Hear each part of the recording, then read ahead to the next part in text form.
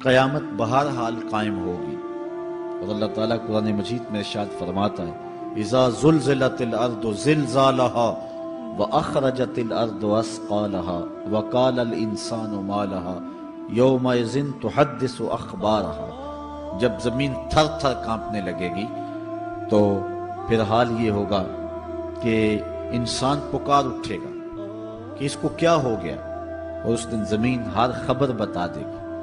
آج زمین کے جس گوشے اور ٹکڑے پہ بندہ داد عیش دیتا رہا ہے، گناہ کرتا رہا ہے، دروازے بند کر کے لوگوں کی نگاہوں سے چھپتا رہا ہے، لیکن قیامت کے دن زمین سلطانی گواہ بن جائے گی، اور جو کہا ہر شے سامنے آ جائے گی۔ اسی طرح جو نیکی جہاں بھی کی ہے وہ بھی قیامت کے دن سامنے آ جائے گی۔ قیامت قائم ہونے سے قبل کچھ نشانیاں ظاہر ہوں گی جو حضور علیہ السلام نے بیان فرمائی۔ قیامت کب قائم ہوگی اس کے وقت کا تعین نہیں فرمایا، بلکہ جب بھی آئے گی اچانک آئے گی، لیکن اتنا بتایا کہ دن جمعۃ المبارک کا ہوگا اور عاشورے کا دن ہوگا، 10 محرم الحرام کی تاریخ ہوگی، اور شام کے میدان میں میدان محشر لگے گا۔ اسرائیل علیہ السلام سور پھونکیں گے اور اس کی آواز سے پہلے تو خوف پیدا ہوگا، پھر خوف بڑھتا جائے گا اور آواز بھی تیز ہوتی جائے گی۔ اس کی تیزی اور ہولناکی ایسی ہوگی کہ کانوں کے پردے پھٹنے لگیں گے، پھر اس کے بعد جو ہے وہ ہر شے اڑنے لگے گی۔ اللہ تعالیٰ جل شانہ نے سورہ الواقعہ کے اندر پہاڑوں کی حالت کو بیان کیا ہے۔ جب سور پھونکا جائے گا، قیامت واقعہ ہوگی، تو فرمایا کہ پھر تم اس طرح ہو جاؤ گے جس طرح کہ روزن سے آنے والی روشنی میں اور دھوپ میں جو باریک باریک ذرے ہوتے ہیں۔ کبھی آپ نے دیکھا ہو اندھیرے کمرے میں کسی جانب سے تھوڑا سا سوراخ ہو اور اندر دھوپ آ رہی ہو، تو آپ ایک گوشے اور زاویے میں کھڑے ہو کے دیکھیں تو اس میں چھوٹے چھوٹے اڑتے ہوئے ذرات دکھائی دیتے ہیں۔ ان کو اگر آپ ہاتھ میں پکڑے مٹھی کھولے تو کچھ نہیں ہوں گے، ہوتے تو ہیں لیکن باریک اتنے ہیں کہ وہ نظر نہیں آتے، تو ان کو عربی میں ہوا کہتے ہیں۔ اللہ تعالیٰ ارشاد فرماتا ہے یہ بڑے بڑے پہاڑ، یہ کیٹو، یہ ماؤنٹ ایورسٹ، یہ جو ہے وہ بڑے بڑے عالی نصب پہاڑ اس طرح ریزے ریزے اور ٹکڑے ٹکڑے ہو جائیں گے جس طرح روزن کی روشنی کے اندر چھوٹے چھوٹے باریک اور مہین ذرے ہوتے ہیں، جن کو تم تھامو پکڑو تو تمہارے ہاتھ میں تمہیں دکھائی نہیں دیتے، صرف دھوپ میں دیکھتے ہو۔ تو اس طرح یہ پہاڑ اتنے باریک حصوں میں بٹ جائیں گے، وہ اتنا زوردار جھٹکا ہوگا، اور انسانوں کو وہ جھٹکا زمین سے کھینچ کے باہر لے آئے گا۔ جتنے بھی قبروں میں گڑے ہوئے مردے ہوں گے، جب وہ جھٹکا آئے گا جس کو اللہ تعالیٰ نے ارشاد فرمایا اذا زلزلت الارض زلزالها واخرجت الارض اثقالها، زمین سارے بوجھ اگل دے گی، حتیٰ کہ درخت جڑوں سمیت باہر آ جائیں گے، پہاڑ اپنی تمام تر قوتوں سمیت جڑوں سمیت باہر آ جائیں گے، اور جتنے بھی زمین کے اندر دفینے اور خزانے ہیں سب باہر آ جائیں گے، قبروں میں گڑے ہوئے مردے بھی باہر آ جائیں گے، پھر اس کے بعد ٹوٹ پھوٹ کا شکار ہوں گے، پوری کائنات موت کی آغوش میں چلی جائے گی۔ یہ قیامت کا دن بہرحال قائم ہوگا۔ کافر کہتے تھے کہ جس قیامت سے ہمیں ڈراتے ہو وہ لاؤ کہاں ہے، تو ان کے مطالبے پہ فوراً قیامت قائم تو نہیں کی جا سکتی تھی۔ اللہ تعالیٰ جل شانہ نے فرمایا محبوب ان کو کہو تم بھی انتظار کرو، میں بھی انتظار کرتا ہوں، اور جس دن کا وعدہ دیا ہے وہ تم دیکھ لو گے۔ اور سورہ الواقعہ میں ارشاد فرمایا اذا وقعت الواقعہ لیس لوقعتها کاذبہ، جس دن وہ قائم ہوگی تو پھر کوئی انکار نہیں کرے گا۔ آج موت کا انکار کوئی نہیں کرتا، کسی دھرم میں، کسی مذہب میں، کسی عقیدے میں، کسی فرقے میں، کسی گروہ میں، کسی طبقہ زندگی میں آپ موت کا انکار نہیں پاتے۔ موت ہے ہنگامہ آرا کلزم خاموش میں، ڈوب جاتے ہیں سفینے موج کی آغوش میں۔ لیکن آج موت کا انکار نہیں ہوتا، قیامت کا انکار کرنے والے لوگ بہت سارے ہیں جو کہتے ہیں یہ دنیا ہی سب کچھ ہے۔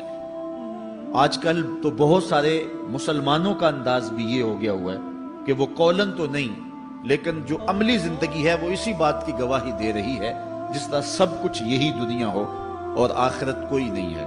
رویہ، انداز، طرز زندگی اور انداز معاشرت اسی کی طرف اشارہ دے رہے ہیں اور اسی بات کی چغلی کھا رہے ہیں کہ بس یہی دنیا ہے، بابر بیش کوش کہ عالم دوبارہ نیست۔ بابر نے کہا تھا کہ جو ہے وہ عیش کر لے، زندگی سے لطف اٹھا لے، دوبارہ زندگی نہیں ہے۔ اور آج یہ بات بھی کہی جاتی ہے، یہ جہاں مٹھا اگلا کس نے ڈٹھا، اور یہ سارے قیامت کے انکار کی صورتیں ہیں۔ لیکن آج اگر کوئی مانتا یا نہیں مانتا، لیکن ایک وقت آئے گا پھر کوئی بھی انکار نہیں کر سکے گا۔ آج جو قیامت کے قیام پذیر ہونے کی تدہیق کرتا ہے اور دلائل دیتا ہے کہ یہ دن قائم نہیں ہوگا، قیامت کے دن وہ بھی انکار نہیں کر سکے گا، اس لیے کہ آنکھوں کے سامنے سب کچھ ہو جائے گا، جس طرح آج موت کا انکار نہیں ہوتا۔ تو ارشاد فرمایا جب وہ واقعہ پذیر ہو جائے گی پھر کوئی بھی اس کو جھٹلانے والا نہیں ہوگا۔ لیکن قیامت سے قبل کچھ واقعات ہوں گے جس سے لوگوں کو آگاہ کیا جائے گا کہ وہ قیامت کے آنے سے قبل اپنے اعمال سے توبہ کر لیں۔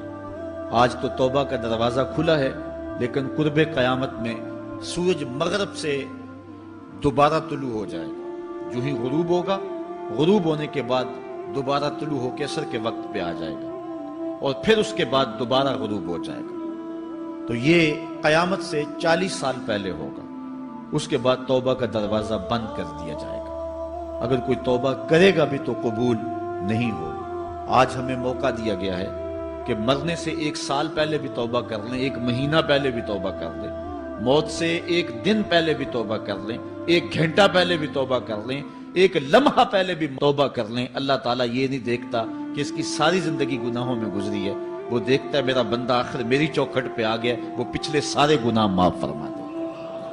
بلکہ حضور علیہ السلام نے صحابہ کو ایک مثال سے سمجھایا کہ ایک آدمی جنگل میں سفر کر رہا تھا، اور اونٹ کے اوپر اس کا سامان بھی تھا، اس کی ضروریات زندگی بھی تھی، اس کا توشہ بھی تھا، کھانا پینا بھی تھا، خود بھی سوار تھا۔ چلتے چلتے جنگل میں کسی درخت کے ساتھ اپنا اونٹ باندھ کر کے وہ دوپہر کاٹنے کے لیے، سستانے کے لیے وہاں کچھ دیر کے لیے رکا۔ نیند آئی، تھوڑی دیر کے بعد جب آنکھ کھلی تو کیا منظر دیکھتا ہے کہ اونٹ نہیں ہے، اس کے اوپر ہی اس کا سامان ہے، زیادہ سفر ہے۔ اب صحرا میں اونٹ کا کھو جانا گویا زندگی کا کھو جانا ہے۔ اس بات کا ادراک وہ لوگ رکھتے ہیں جنہوں نے صحراؤں کا سفر کیا ہے۔ ہمارے اگر یہاں اس شہری آبادی میں، ہمارے اس ملک میں اگر کوئی شخص جو ہے وہ قافلے سے بچھڑ جائے، پیچھے رہ جائے تو وہ بات اور ہے۔ یہاں انسانی آبادی ہے، اور جنگلوں میں، صحراؤں میں جہاں کئی 100 میل تک کوئی انسانی اور حیوانی آبادی نظر نہیں آتی، تو وہاں سواری کا اور توشہ سفر کا جو ہے وہ ہٹ جانا اور جدا ہو جانا اور گم جانا، یہ سیدھی سیدھی موت ہے۔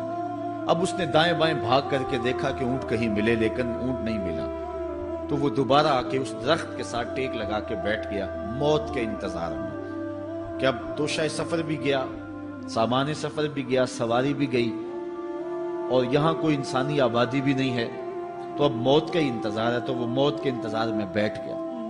اچانک اس کو نیند آ گئی، تھوڑی دیر کے بعد آنکھ کھلی تو اس نے کیا منظر دیکھا کہ اونٹ جو ہے وہ اس کے پاس کھڑا ہوا ہے اور ماں ساز و سامان کھڑا ہوا ہے۔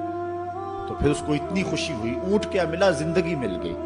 اس نے کہا اللہم انت عبدی وانا ربک، اے اللہ تو میرا بندہ اور میں تیرا رب۔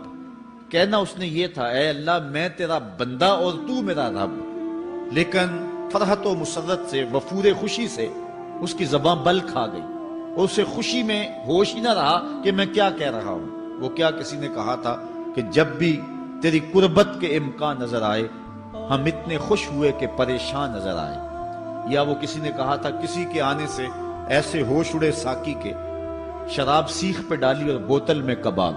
تو کبھی ایسا بھی ہو جاتا ہے کہ انسان وفور مسرت کے اندر جو کہنا ہوتا ہے اس کے برعکس کوئی بات کہہ دیتا ہے، یہ اس کی خوشی کی انتہا کی کیفیت ہے۔ تو اس نے کہا اللہم انت عبدی وانا ربک، اے اللہ تو میرا بندہ اور جو ہے وہ میں تیرا رب۔ یہ جوش مسرت سے یہ بات اس کے منہ سے نکلی۔ حضور نے صحابہ کو فرمایا صحابہ بتاؤ اس بندے کو کتنی کو خوشی ہوئی ہے؟ صحابہ نے عرض کی حضور بہت زیادہ خوشی ہوئی ہے۔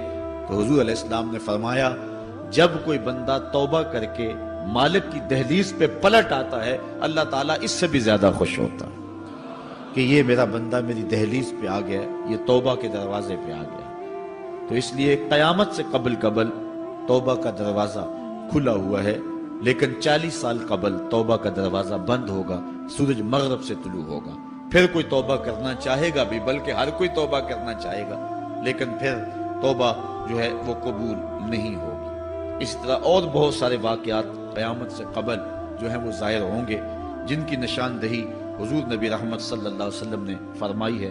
حضرت حذیفہ بن اسید انصاری رضی اللہ تعالی عنہ فرماتے ہیں کہ حضور تشریف لائے اور ہم کسی امر میں بات کر رہے تھے، تو حضور علیہ السلام نے ارشاد فرمایا کہ تم کس چیز کا تذکرہ کر رہے ہو؟ تو ہم نے عرض کی حضور ہم قیامت کے بارے میں ذکر کر رہے ہیں۔ تو حضور علیہ السلام نے ارشاد فرمایا کہ قیامت اتنی دیر تک قائم نہیں ہوگی جب تک یہ نشانیاں پوری نہ ہو لیں۔ ان میں سے ایک حضور نے دھوئیں کا ذکر فرمایا، دوسرا دجال کا تذکرہ کیا، تیسرا دابت الارض یعنی یاجوج اور ماجوج کا تذکرہ کیا کہ وہ نکلیں گے، اس طرح سورج کا مغرب سے نکلنا اس کا ذکر کیا، حضرت عیسیٰ علیہ السلام کے نزول کا ذکر کیا۔ اسی طرح حضور علیہ السلام نے زمین کا 3 جگہوں سے بیٹھ جانے کا ذکر کیا، ایک مشرق میں، ایک مغرب میں اور ایک جزیرہ عرب میں، زمین دھنس جائے گی نیچے، اس کا ذکر کیا۔ اور یمن کی جانب سے ایک آگ نکلے گی جو لوگوں کو دھکیل کر کے شام کے میدان میں لے آئے گی، اس کا تذکرہ کیا۔ فرمایا جب تک یہ نشانیاں پوری نہیں ہو جاتی اتنی دیر تک قیامت قائم نہیں ہوگی۔ تو یہ قیامت کے آنے سے قبل جو ہیں وہ نشانیاں ہیں جو ظاہر ہوں گی۔ اس کے علاوہ قیامت آنے سے کچھ اس سے بھی پہلے نشانیوں کا ظہور ہوگا، جس کا ذکر حضور نبی رحمت صلی اللہ علیہ وسلم نے ارشاد فرمایا۔ حدیث جبریل اس پہ بہت معروف ہے، جس کو حضرت عمر بن خطاب رضی اللہ تعالیٰ عنہ روایت کرتے ہیں۔ آقا کریم علیہ السلام کی خدمت میں کہتے ہیں ہم حاضر تھے کہ ایک شخص آیا کہ جس کے سیاہ کالے بال تھے اور سفید رنگ کا اس نے لباس پہنا ہوا تھا، اہل مدینہ سے وہ تھا نہیں، اور اس کے چہرے پر، لباس پر، بشرے پر آثار سفر بھی ظاہر نہیں تھے۔ اگر مقامی ہوتا تو ہم جانتے ہوتے، اور اگر باہر سے آیا ہوتا تو اس کے چہرے پر، لباس پر جو ہے وہ سفر کے آثار ہوتے۔ اس زمانے میں اس طرح کے سفر تو نہیں تھے آسانی اور سہولت والے، تو جو بھی سفر کر کے دور سے آتا تو اس کا چہرہ بتاتا یہ مسافر ہے۔ تو کہا مسافر لگتا نہیں تھا اور اہل مدینہ سے تھا نہیں۔ ہم پریشان تھے کہ یہ کون ہے، لیکن وہ آیا اور حضور علیہ السلام کی خدمت میں اپنے زانو بچھا کر کے بیٹھ گیا۔ فَأَسْنَدَ رُكْبَتَيْهِ إِلَىٰ رُكْبَتَيْهِ، اپنے دونوں گھٹنے اس نے حضور علیہ السلام کے گھٹنوں سے جوڑے اور حضور کی خدمت میں یوں ادب سے بیٹھ گیا۔ پھر اس نے حضور علیہ السلام سے اسلام کے بارے میں پوچھا، حضور علیہ السلام نے جواب دیا۔ پھر اس نے کہا بالکل آپ نے سچ فرمایا ہے۔ ہم حیران ہوئے، خود ہی سوال کرتا ہے، خود ہی تصدیق کرتا ہے۔ پھر اس نے حضور سے ایمان کے بارے میں پوچھا، حضور نے کچھ ارشاد فرمایا ایمان یہ ہے، تو اس نے کہا بالکل صدقتا، آپ نے سچ کہا ہے۔ تو ہم پھر حیران ہوئے کہ خود ہی یہ سوال پوچھ رہا ہے اور خود ہی اس کی تائید کر رہا ہے۔ پھر اس نے احسان کے بارے میں پوچھا، تو حضور علیہ السلام نے اس کو جواب دیا کہ احسان یہ ہے کہ اللہ کی عبادت اس طرح کرے کہ تو اسے دیکھ رہا ہے، اور اگر یہ کیفیت نہیں ہے تو کم از کم یہ کیفیت پیدا کر لے کہ وہ تجھے دیکھ رہا ہے۔ اس نے کہا آپ نے سچ کہا۔ پھر اس کے بعد اس نے کہا مجھے اب قیامت کے بارے میں بتائیں۔ حضور علیہ السلام نے فرمایا جو ہے وہ مسئول سائل سے عالم نہیں ہے۔ تو اس نے کہا اچھا پھر مجھے قیامت کے کچھ نشانیاں بیان فرما دیں۔ تو حضور علیہ السلام نے اس شخص کو جو نشانیاں بیان فرمائیں وہ یہ تھی کہ لونڈی اپنی مالکہ کو جنم دے گی، بکریاں چرانے والے، اونٹ چرانے والے، ننگے پاؤں والے اور ننگے بدن والے تم دیکھو گے کہ عمارتیں بنانے میں ایک دوسرے سے آگے بڑھنے کی کوشش کریں گے۔ بہرحال تھوڑی دیر تک وہ حضور کی خدمت میں بیٹھا رہا۔ اس کے بعد جب چلا گیا تو تھوڑی دیر گزری تو حضور نے فرمایا عمر جانتے ہو یہ شخص کون تھا؟ عرض کی اللہ و رسولہ عالم، اللہ اور اس کا رسول جانتا ہے۔ فرمایا یہ جبریل امین تھا جو تمہیں تمہارا دین سکھانے کے لیے آیا تھا۔ تو حضرت جبریل امین نے آ کر کے حضور سے جو 4 سوالات کیے ان میں سے ایک سوال یہ تھا قیامت کب آئے گی اور قیامت کی نشانیاں کیا ہیں؟ تو حضور نے یہ نشانیاں بیان فرمائیں کہ لونڈی اپنی مالکہ کو جنم دے گی، اور یہ نشانی اب ہمارے سامنے ہے کہ آج اولادیں اپنے جو ہے وہ ماں باپ کی آقا بنی ہوئی ہیں، بیٹی آج ماں کی حکمران بنی ہوئی ہے۔ یہ دور جس کی نشاندہی کی وہ بالکل آج ہمارے سامنے ہے۔ حضرت ابو ہریرہ رضی اللہ تعالیٰ عنہ سے ایک روایت ہے جس کو نبی رحمت صلی اللہ علیہ وآلہ وسلم سے وہ بیان کرتے ہیں، بینما النبی صلی اللہ علیہ وسلم یحدث اذ جاء اعرابی فقال متی الساعہ۔ حضرت ابو ہریرہ فرماتے ہیں کہ ہم حضور کی خدمت میں بیٹھے ہوئے تھے، ایک شخص حاضر ہوا، اس نے حضور سے کہا کہ حضور قیامت کب آئے گی؟ یہ سوال کیا، متی الساعہ، قیامت کب آئے گی؟ آقا کریم علیہ السلام نے اس کو جواب دیا، اذا ضیعت الامانہ فانتظر الساعہ، جب امانت کو ضائع کر دیا گیا تو سمجھ لے قیامت آ گئی۔ جب امانت کو ضائع کر دیا جائے گا تو سمجھ لے قیامت آ گئی ہے۔ قالا کیف اضاعتها، عرض کی حضور امانت کو ضائع کرنا کیا مفہوم رکھتا ہے، اس کا مطلب کیا ہے؟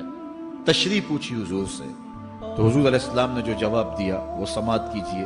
قال اذا وسد الامر الى غیر اہلہ فانتظر الساعہ، فرمایا جب معاملات نااہل لوگوں کے سپرد کر دیے جائیں تو سمجھ لے کہ قیامت آ گئی۔ جب مسندوں کے اوپر مسندوں کے حقدار نہیں ہوں گے، جب زاغوں کے تصرف میں عقابوں کا نشیمن آ جائے گا، جب تخت و تاج کے مالک غدار، بے دین اور نااہل لوگ ہوں گے، جب تخت و تاج کی حکمرانی اور مسلح و امامت کے مسند کے اوپر بیٹھنے والے بھی نااہل ہوں گے، تو پھر سمجھ لینا کہ قیامت جو ہے وہ ظاہر ہو رہی ہے، اور قیامت کا پھر انتظار کرنا۔ آج جس زمانے سے ہم گزر رہے ہیں، ہم ذرا نظر اٹھا کر کے دیکھیں تو جس بھی منصب پر ہم کسی شخص کو دیکھتے ہیں، الا ماشاءاللہ کثیر تعداد یہی ہے کہ نااہل لوگ جو ہیں وہ عالی مرتبت مناصب کے اوپر بیٹھے ہوئے ہیں، جو کہ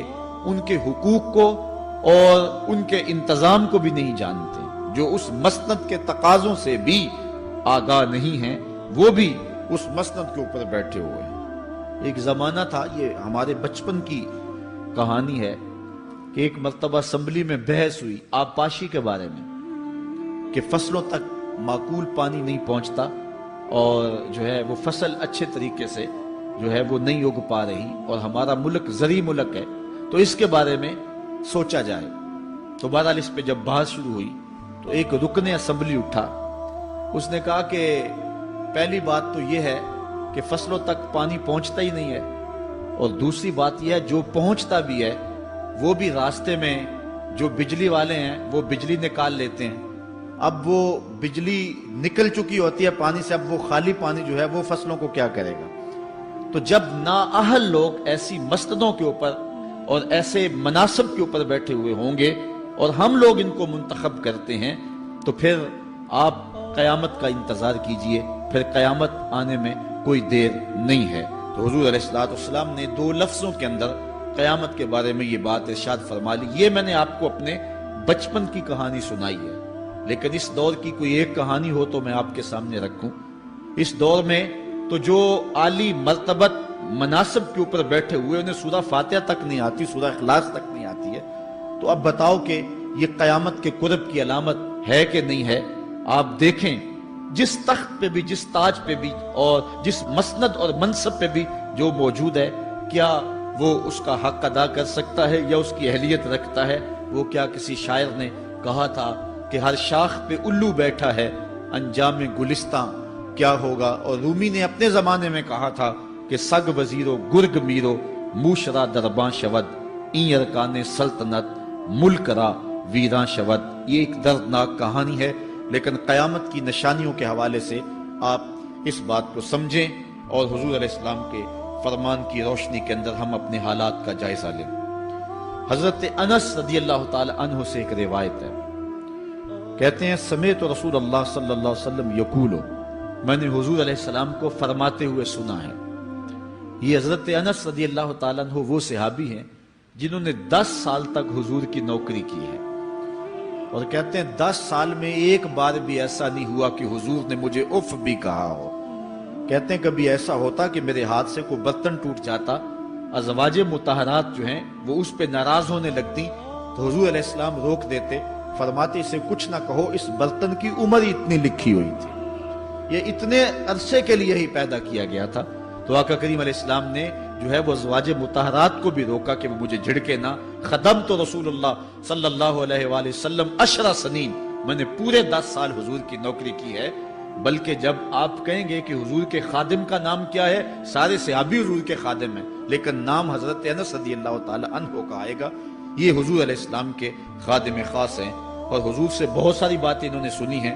تو ان باتوں میں سے ایک بات کہتے ہیں، سمیت رسول اللہ صلی اللہ علیہ وسلم یقولو، میں نے رسول کریم صلی اللہ علیہ وسلم کو کہتے ہوئے سنا، ان من اشراط الساعۃ ان یرفع العلم، قیامت کی نشانیوں میں سے ایک نشانی یہ ہے کہ علم اٹھا لیا جائے گا، جہالت پھیل جائے گی، علم اٹھا لیا جائے گا۔ آج لفظ زیادہ ہو گئے، انفارمیشن زیادہ ہو گئی ہے، لیکن جس کو علم کہا جاتا ہے، جو مومن کے سینے کا جمال اور نور ہے، آج وہ اٹھا لیا گیا ہے۔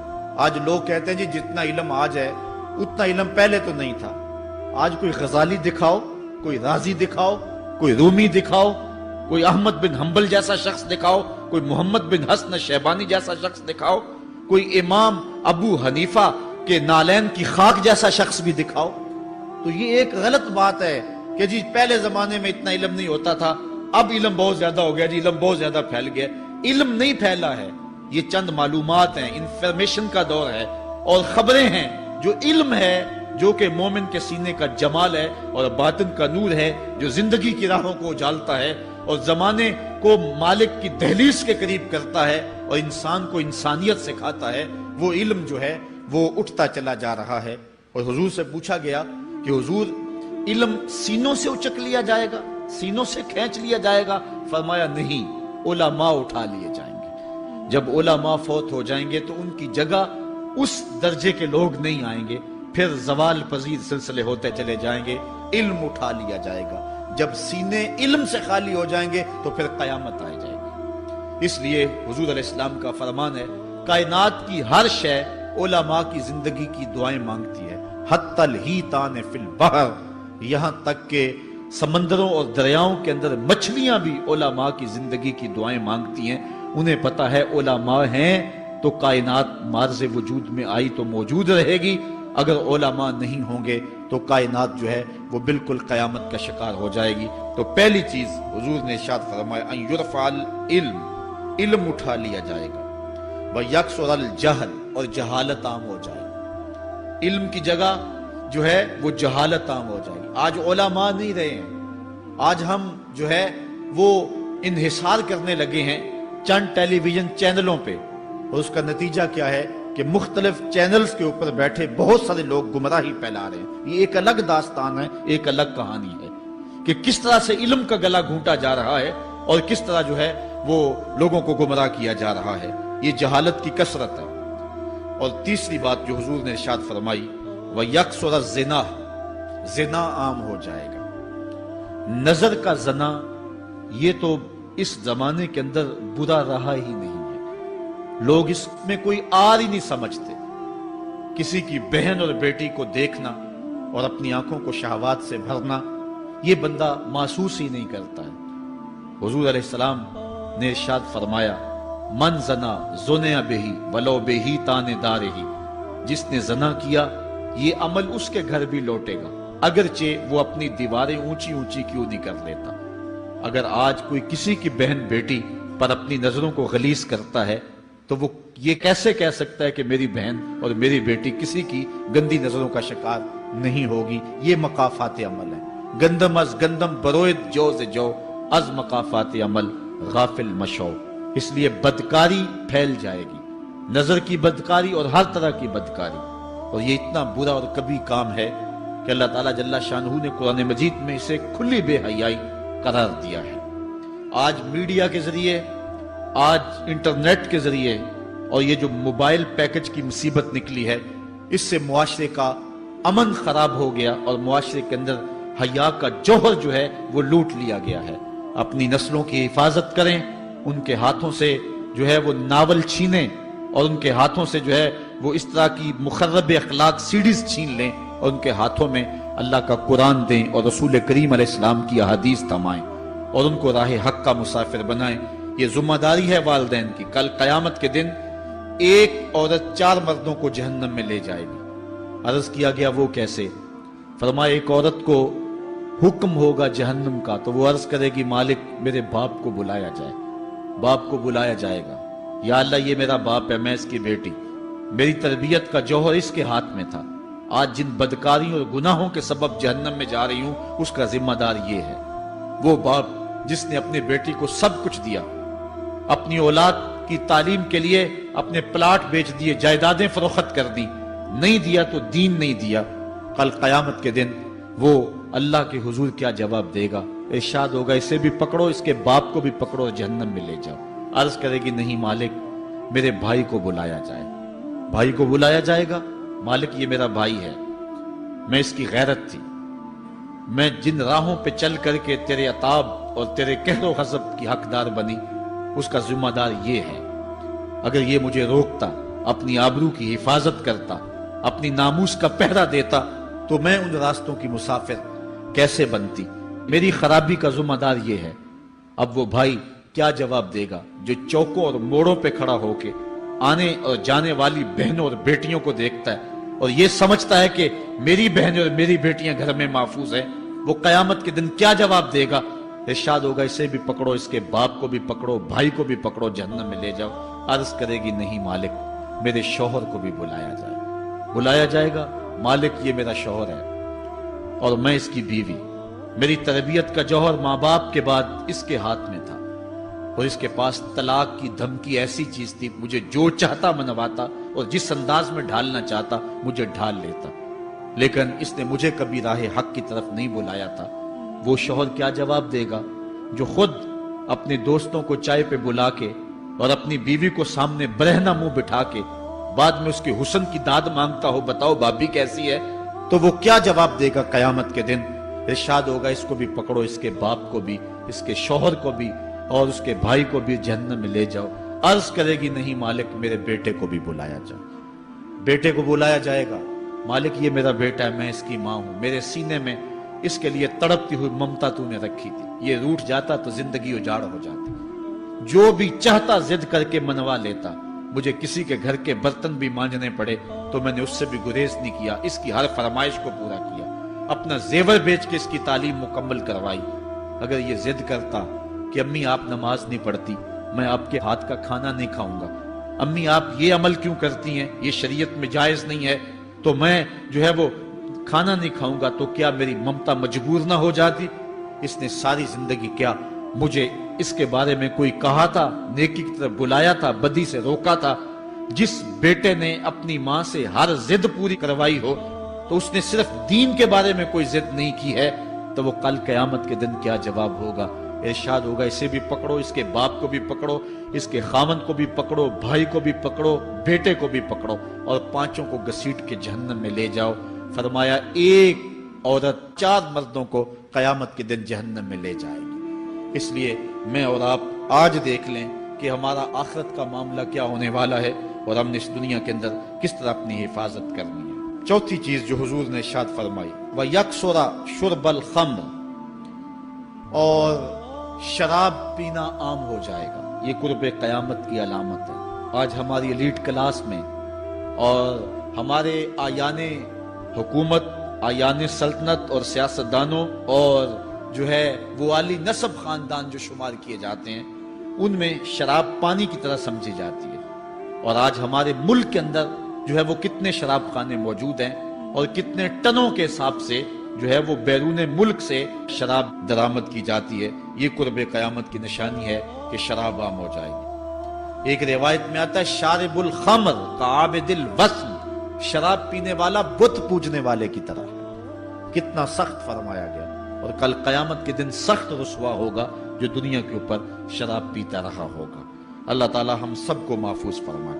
وَيَكِلَّ الرِّجَالِ وَيَكْسُرُ النِّسَاءَ، اور ایک نشانی حضور نے یہ ارشاد فرمائی کہ مرد تھوڑے ہو جائیں گے اور عورتیں زیادہ ہو جائیں گی۔ ایک تو عورتوں کی افزائش زیادہ ہوگی، اور دوسری بات مختلف ہنگاموں میں، حادثات میں اور جنگوں میں مرد قتل کر دیے جائیں گے اور عورتیں زیادہ ہو جائیں گی، یہاں تک کہ حضور نے فرمایا حتی یکونا ل50 امراتن القیم الواحد، یہاں تک کہ 50 عورتوں کا ایک مرد منتظم ہوگا، 50 عورتیں ہوں گی اور کمانے والا صرف ایک مرد ہوگا۔ یہ قرب قیامت کے حالات ہیں جو حضور نے بیان کیے، حالات اس طرف بڑھ رہے ہیں، اور ایک وقت وہ آنے والا ہے کہ بالکل جو حضور نے فرمایا وہ چیزیں سامنے آئیں گی۔ حضرت ابو سعید خدری رضی اللہ تعالی عنہ سے ایک روایت سنیے، حضور نے ارشاد فرمایا مجھے قسم ہے اس رب کی جس کے قبضے میں میری جان ہے، اتنی دیر تک قیامت نہیں آئے گی،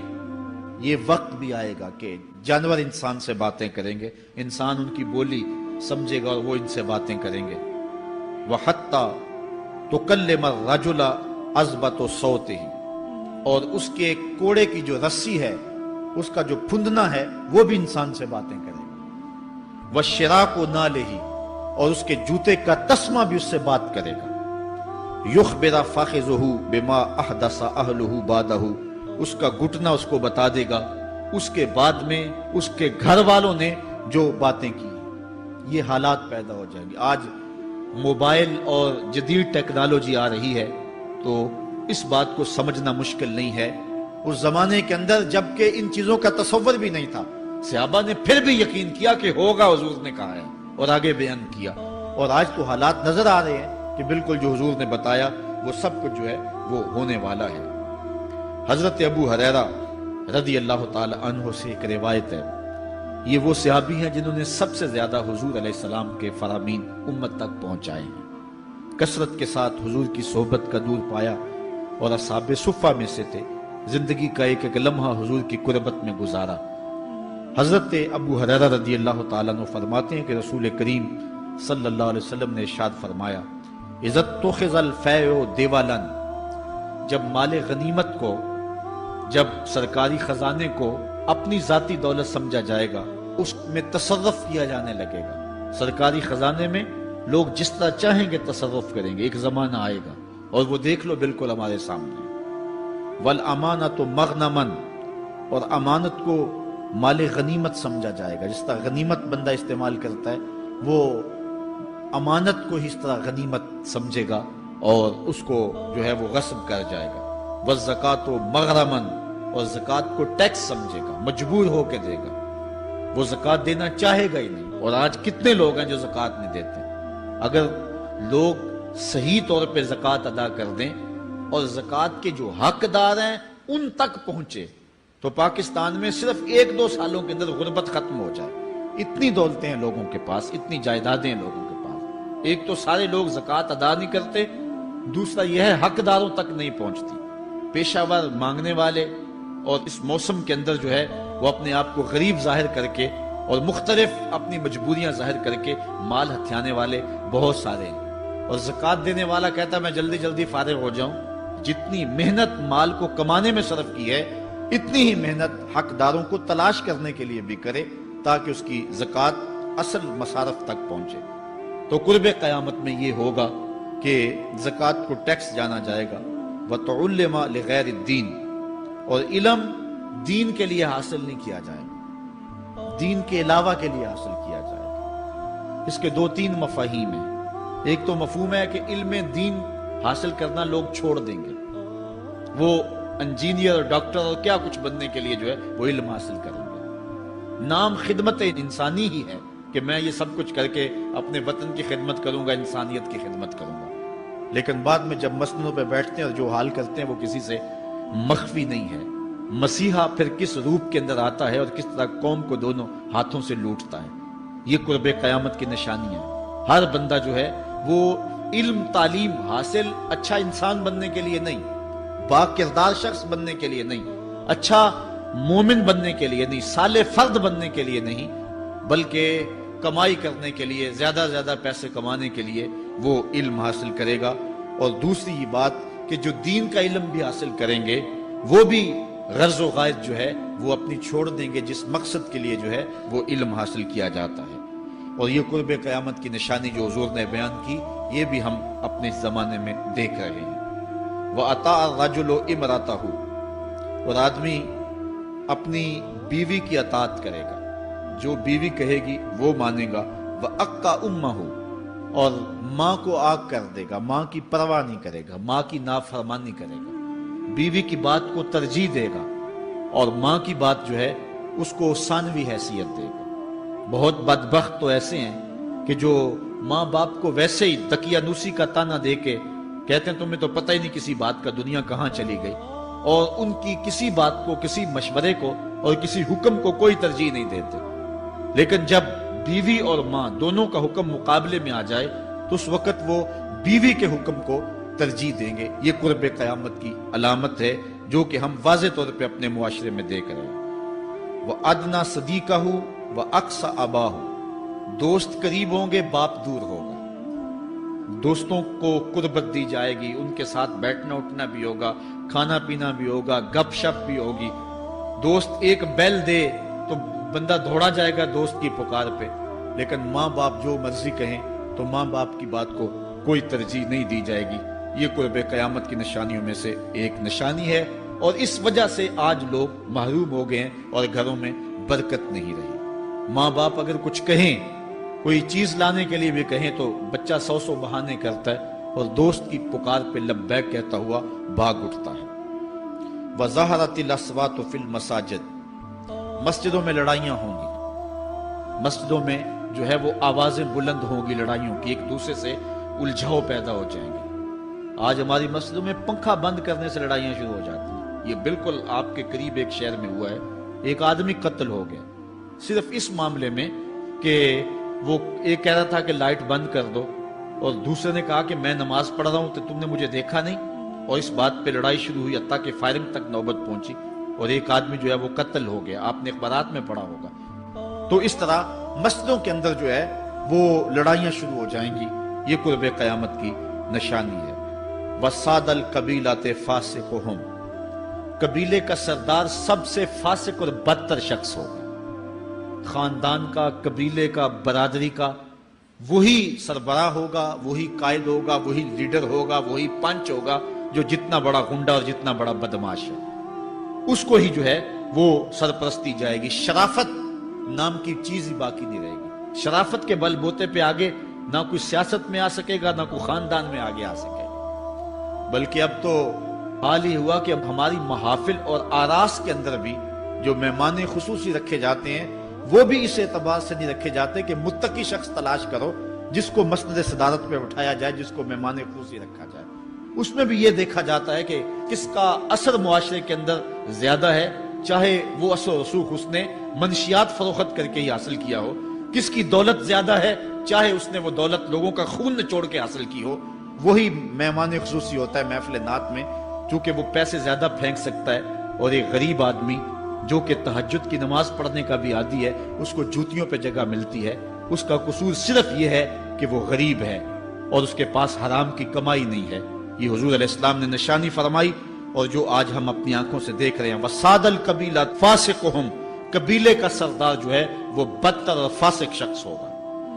وَكَانَ زَعِيمُ الْقَوْمِ أَرْذَلَهُمْ، اور قوم کا جو سردار ہوگا وہ قوم کا کمینہ ترین شخص ہوگا، یعنی قوم کا جو سب سے کمینہ شخص ہوگا وہ سب سے اونچی والی مسند پہ بیٹھا ہوگا۔ اور آپ دیکھ لیں صرف پاکستان میں نہیں پوری دنیا پہ دیکھ لیں کہ ایسا نہیں دیکھ رہے ہم کہ جو بدبخت ہے، جو کمینہ ترین شخص ہے، فلک نے بخشی ہے انہیں خواجگی، جو جانتے نہیں روش بندہ پروری کیا ہے، جن کو اپنے نفع نقصان کا بھی نہیں پتا، اپنے آپ کا بھی شعور نہیں ہے، ہم کون ہیں، کس لیے آئے ہیں، جو مقصد حیات سے بھی آگاہ نہیں ہے، تو وہ قوم کے سردار ہوں گے، سیاسی تنظیمیں ہوں یا دیگر تنظیمات ہوں، الا ماشاء اللہ۔ اکثر حال یہی ہے جو اللہ کے محبوب علیہ السلام نے بیان فرمایا، جہاں کہیں بھی شرافت، نجابت اور اچھے لوگوں کو برتری ہے، آہستہ آہستہ وہ کم ہوتی چلی جائے گی۔ اور یہی ہوگا سارے کا سارا نظام، جب قیامت آئے گی تو یہی ہوگا کہ جتنا برا شخص ہوگا، جتنا کرپٹ شخص ہوگا، جتنا ظالم شخص ہوگا، جتنا ڈاکو لٹیرا اور انتہائی کمینہ صرف شخص ہوگا، وہی جو ہے وہ قوموں کا سردار ہوگا۔ وَأُكْرِمَ الرَّجُلُ مَخَافَةَ شَرِّهِ، اور آدمی کی عزت اس کی شر سے بچنے کے لیے کی جائے گی۔ فلاں بندے سے اگر تعلقات قائم نہ رکھے تو ہمیں نقصان پہنچائے گا، آج 10 نمبر کا گنڈا بھی ہو تو لوگ اس سے تعلق ضرور استوار رکھتے ہیں، یہ فخر سمجھتے ہیں۔ آج کل افطار پارٹیاں ہو رہی ہیں اور اس میں ان کو بلایا جاتا ہے دعوت افطار پر جنہوں نے روزے ہی نہیں رکھے ہوئے۔ یہ افطار پارٹیاں نہیں ہیں، یہ ایک تماشا ہے جو لگایا جاتا ہے۔ اس لیے یہ ایک مزاج ہوگا قرب قیامت میں جس کا بیان حضور علیہ السلام نے کیا، جبکہ ہم ہر روز یہ اللہ سے وعدہ کرتے ہیں وَنَخْلَعُ وَنَتْرُكُ مَن يَفْجُرُكَ، دعائے قنوت میں کہتے ہیں اے اللہ جو تیرے حکموں کو توڑتا ہے ہمارا اس سے کوئی تعلق نہیں ہوگا۔ یہ روز عہد کرتے ہیں لیکن مسجد سے نکل کے اس عہد کو توڑ دیتے ہیں، بلکہ بہت سارے تو مسجد کے اندر ہی توڑ دیتے ہیں۔ وَظَهَرَتِ الْكَيْنَاتُ وَالْمَعَازِفُ، اور گانے والی اور بجانے والی عورتیں اور گیت گانے والی عورتیں، رنڈیاں، یہ جو ہے وہ گانا شروع کر دیں گی اور یہ عام ہو جائے گا۔ اب تو حد ہو گئی کہ مذہب کے نام سے بھی یہ سب کچھ ہو رہا ہے۔ یہ شام کلندر کے نام سے جو پورے ملک کے اندر ایک جو ہے تقریب شروع ہوئی ہے، اس میں جو ہے ان عورتوں کو بلایا جاتا ہے اور لکھا ہوتا ہے باقاعدہ اشتہاروں کے اوپر کہ فلاں جو ہے وہ گانے والی آئے گی اور وہ جو ہے وہ اپنا کلام پیش کرے گی، اور یہ مذہب کے نام پہ ہو رہا ہے۔ اور حد یہ ہو گئی کہ یہ بڑھتا ہی چلا جا رہا ہے، اس کو روکنے کی گو مربوط کوششیں بھی نہیں ہوئی، لیکن ایک ایسا عمل تھا کہ جس کو ہر صاحب شخص برا سمجھتا ہے، لیکن اس کے باوجود یہ پھیلتا چلا جا رہا ہے۔ اور جو کچھ معاشرے میں ہو رہا ہے وہ حضور علیہ السلام نے پہلے ہی نشاندہی کی۔ وَشُرِبَتِ الْخُمُورُ، اور شرابیں پی جائیں گی، رنڈیاں ناچیں گی، گانے گائیں گی اور شرابیں پی جائیں گی۔ وَلَعَنَ آخِرُ هَذِهِ الْأُمَّةِ أَوَّلَهَا، اس امت کے بعد میں آنے والے لوگ پہلے گزروں پر لعنت کریں گے، کہیں انہیں تو پتہ ہی نہیں ہے۔ پاکستان کے اندر باقاعدہ آرٹیکل چھپے اخبارات میں کہ محمد بن قاسم جو ہے وہ ڈاکو تھا، سلطان محمود غزنوی لٹیرا تھا، یہ مضامین شائع ہوئے۔ صحابہ کو گالیاں نہیں دی جا رہی، کتنے لوگ ہیں جو صحابہ کو برا بھلا کہتے ہیں، اور حضور علیہ السلام کے والدین طیبین جن کی وساطت سے یہ درے اور گوہر شاہوار ہمیں نصیب ہوا، ان والدین کو ممبروں پہ بیٹھ کے کیا جہنمی نہیں کہا جا رہا؟ تو یہ وہ زمانہ، کیا امام حسین کو باغی نہیں کہا جا رہا؟ پہلے لوگ اندر داخل ہو کے کرتے تھے اور کتابچے چھاپتے تھے، اب آہستہ آہستہ ممبروں پہ بھی آ گئے اور یہ بات کہی جانے لگی ہے۔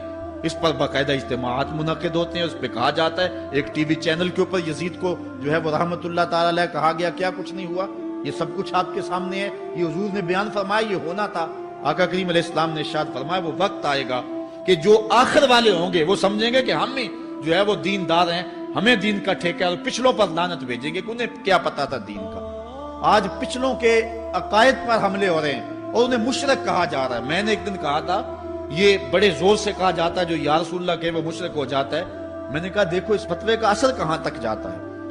حضور علیہ السلام کے سارے صحابی آقا کریم علیہ السلام کی موجودگی کے اندر بھی، اور پھر دیکھیے مسلمہ کذاب کے مقابلے میں جو جنگ لڑی گئی، اس جنگ کے اندر حضرت خالد بن ولید نے لکھا کہ کافر بھی اللہ اکبر کا نعرہ لگاتے ہیں، ہم بھی اللہ اکبر کا نعرہ لگاتے ہیں، فرق نہیں معلوم ہوتا اپنا کون سا ہے اور بیگانہ کون سا ہے۔ تو حضرت صدیق اکبر نے لکھا کہ جب وہ اللہ اکبر کا نعرہ لگائیں تم اس کے جواب کے اندر یا محمد آہو کا نعرہ لگاؤ۔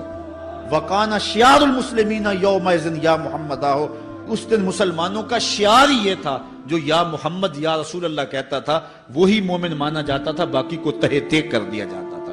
تو اگر یا رسول اللہ کہنا شرک ہے تو پھر سارے صحابی وہ 10,000 صحابہ جو جنگ یمامہ میں شامل تھے ان کے بارے میں پھر کیا کہو گے؟ پھر حضرت زین العابدین کے بارے میں کیا کہو گے جو کربلا کے میدان میں مدینے کی طرف منہ کر کے کہہ رہے ہیں یا رحمت للعالمین ادرک لزین العابدین؟ پھر حضرت زینب کے بارے میں کیا کہو گے؟ یا محمد آہو یا محمد آہو ھذا حسین مزمل بالدماء، جو کربلا میں کھڑا ہو کے کہہ رہی ہیں اے میرے نانا حضور، اے محمد عربی، آپ کے حسین کو دیکھو خون میں نہا گیا ہوا ہے۔ تو پھر کیا یہ فتویٰ تمہارا کہاں تک پہنچے گا؟ نہ صحابہ بچیں گے، نہ اہل بیت بچیں گے، اور نہ اولیاء امت بچیں گے جنہوں نے کہا تھا یا رسول اللہ انظر حالنا، یا حبیب اللہ اسما قالنا، تو یہ قیامت کی نشانیاں ہیں کہ اگلے جو ہیں وہ پچھلوں پر لانتے بھیجیں گے، ان کو برا بلا کہیں گے، صحابہ کو گالیاں، اہل بیت کو گالیاں، نواسب میں کیا کچھ نہیں کیا ہے، اور آج بھی جو دنیا کے اوپر ناسبی ہیں وہ اہل بیت کے بارے میں کیا کیا زبان استعمال نہیں کرتے، حضور کے والدین کے بارے کیا کچھ نہیں کہا جاتا۔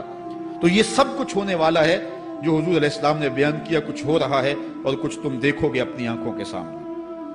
پھر ارشاد فرمایا فَارْتَقِبُوا عِنْدَ ذَلِكَ رِيحًا حَمْرَاءَ وَزَلْزَلَةً وَخَسْفًا وَمَسْخًا وَقَذْفًا وَآيَاتٍ تُتَابِعُ كَنِظَامٍ قُطِعَ سِلْكُهُ فَتُتَابِعُ۔ فرمایا کہ پھر جب یہ حالات ہوں گے اور یہ پوری طرح حالات معاشرے میں پیدا ہو جائیں گے تو پھر سرخ آندیاں آئیں گی، پھر انتظار کرنا سرخ آندیوں کا، وَزَلْزَلَةً اور زلزلے کا انتظار کرنا، وَخَسْفًا وَمَسْخًا وَقَذْفًا اور دھنسنے کا انتظار کرنا، اوپر سے پتھروں کے نازل ہونے کا، شکلوں کے بگڑنے کا انتظار کرنا۔ اور آگے فرمایا وَآيَاتٍ اور ایسی نشانی آئیں گی ایک دوسرے کے پیچھے آئیں گی، جس طرح تسبیح کا دھاگا ٹوٹ جائے تو پیدل پہ اس کے دانے گرتے ہیں، تو یہ سارے عذاب جن کا ذکر حضور نے کیا میں مسلسل اوپر نیچے یہ تمہارے تک پہنچیں گے۔ حضرت انس رضی اللہ تعالیٰ عنہ سے ایک اور روایت لیتے ہیں، حضور علیہ السلام نے ارشاد فرمایا لا تقوم الساعة حتى يتقارب الزمان فتكون السنة كالشهر والشهر كالجمعة وتكون الجمعة كاليوم ويكون اليوم كالساعة وتكون الساعة كالدرمة بالنار۔ فرمایا جب قیامت آئے گی اتنی دیر تک قائم نہیں ہو سکتی جب تک زمانے مختصر نہیں ہو جائیں گے، زمانے سمٹ نہیں جائیں گے، حتیٰ کہ سال مہینے جتنا ہو جائے گا، اور مہینہ ایک جمعۃ المبارک جتنا ہو جائے گا، اور ایک جمعہ ایک دن جتنا ہو جائے گا، اور ایک دن ایک گھڑی جیسا ہو جائے گا، اور ایک گھڑی ایسے ہوگی جس طرح آگ کا شعلہ جلایا اور وہ بجھ گیا۔ اور آج آپ دیکھ نہیں رہے کہ دن کتنی جلدی گزرتا۔ کسی زمانے میں ہم گرمیوں کی چھٹیاں کاٹتے تھے تو گزرتی نہیں ہوتی تھی گرمیوں کی چھٹیاں، لیکن آج آپ دیکھیں یہ دوپہر نہیں گزرتی ہوتی تھی۔ رمضان المبارک گرمیوں کے روزے جب ہمارے بچپن میں آئے تھے تو دوپہر نہیں گزرتی ہوتی تھی، لیکن آج وہی گرمیاں ہیں، لیکن ادھر سے سورج طلوع ہوتا ہے ادھر سے غروب ہو جاتا ہے۔ وقت سمٹ گئے، زمانے سمٹ گئے، اور یہ قرب قیامت کی نشانیاں ہیں۔ خرابی اتنی زیادہ ہوگی، حضور نے ارشاد فرمایا حضرت ابو ہریرہ سے ہے، آدمی گزرے گا اور ایک پرانی سی قبر دیکھے گا اور کہے گا وَيَقُولُ يَا لَيْتَنِي كُنْتُ مَكَانَ صَاحِبِ هَذَا الْقَبْرِ وَلَيْسَ بِهِ الدِّينُ إِلَّا الْبَلَاغُ۔ فرمایا انسان قبر کے قریب سے گزرے گا تو گزرتے ہوئے وہ ٹھنڈی آہ بھر کے کہے گا کاش کہ اس قبر کا مکین میں ہوتا، اور فرمایا دین سوائے آزمائش کے اور کچھ نہیں رہ جائے گا۔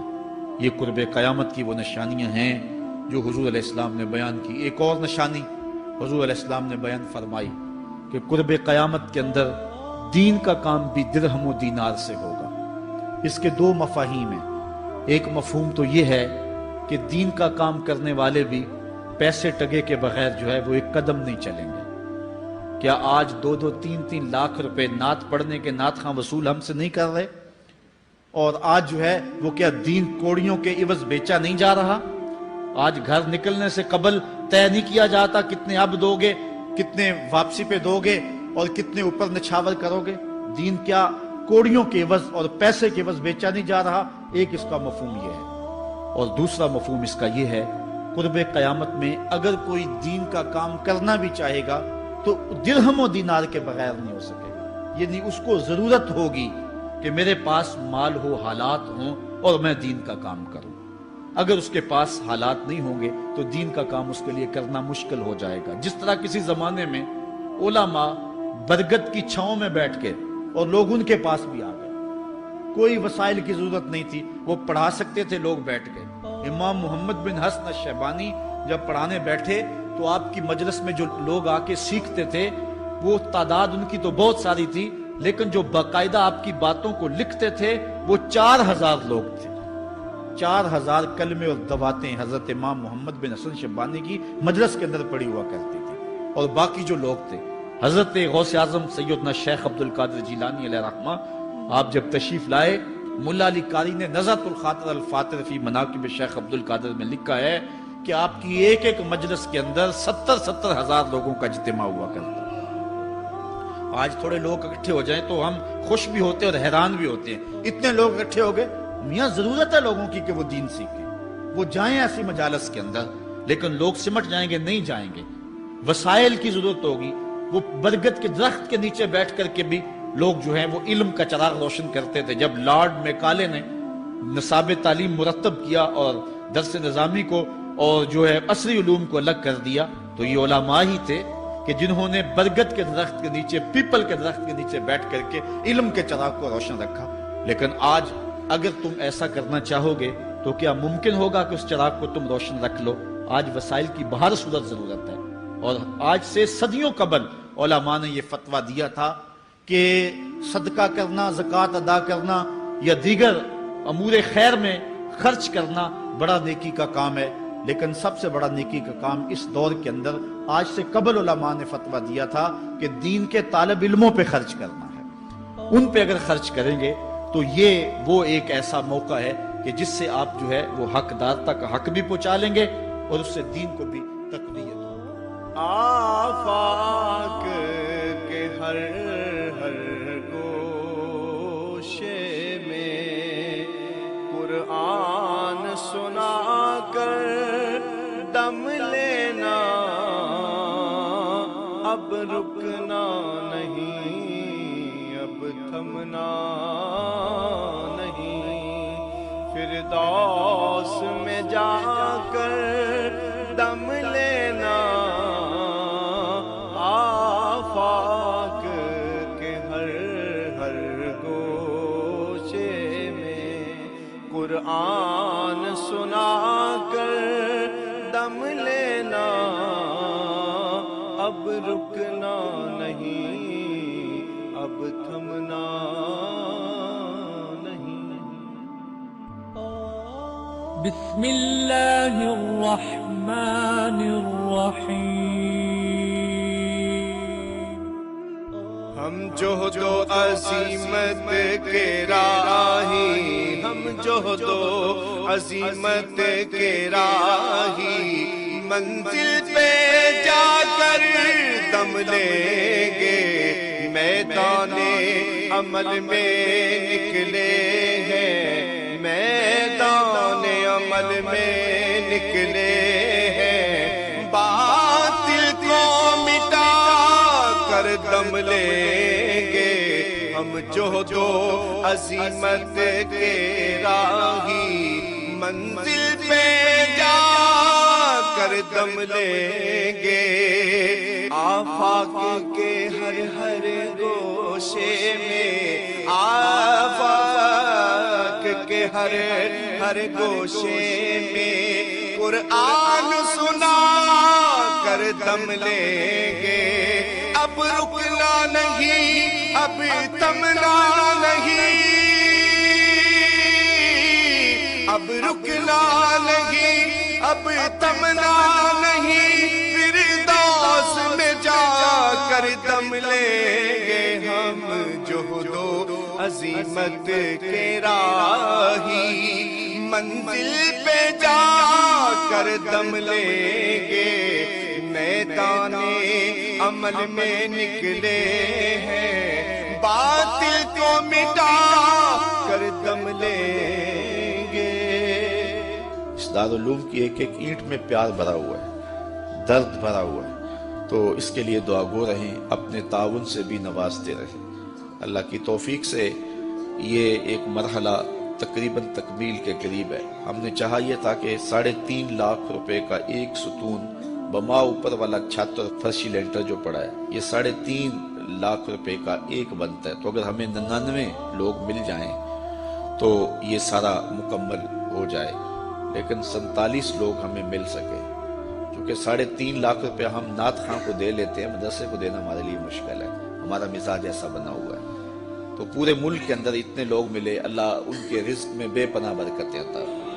باقی جن لوگوں نے انفرادی طور پہ کوشش کی، 2، 5، 7، 8، 10، 20 ہزار جتنی توفیق کوئی شامل ہوئے، تو یہ اتنا کام مکمل ہوا، اور یہ تھوڑا سا حصہ ہم نے یہ کچھ قرض لے کر کے ڈالا ہے، اور آگے والا حصہ بھی ہم نے جو ہے وہ تعمیر کرنا ہے۔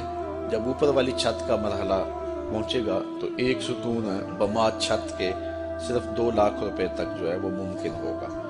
احباب اگر اس حوالے سے جو ہے وہ تعاون فرمائیں۔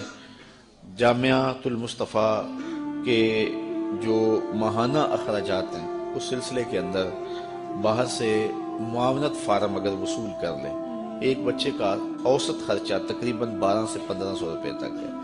اگر ایک بچے کا خرچہ اپنے ذمے لے لیں، ہمارا نمائندہ ہر مہینے وصول کر لے گا، تو یہ تعاون کی